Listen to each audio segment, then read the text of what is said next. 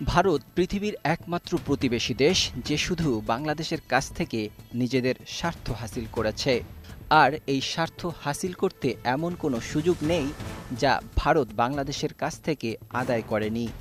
আর তাই বাংলাদেশে একের পর এক তথাকথিত উন্নয়ন প্রকল্প চাপিয়ে দিয়েছে ভারত, যা মূলত ভারতের স্বার্থই রক্ষা করে।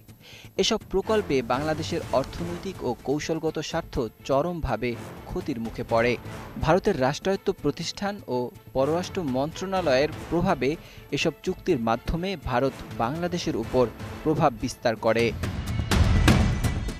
তবে এবার এসেছে পরিবর্তন।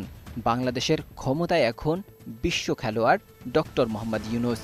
আর তাই ২০২৪ সালে বাংলাদেশের রাজনৈতিক নেতৃত্বে পরিবর্তনের সঙ্গে সঙ্গে দৃঢ় অবস্থান গ্রহণ করে অন্তর্বর্তী সরকার। এই প্রথমবারের মতো বাংলাদেশ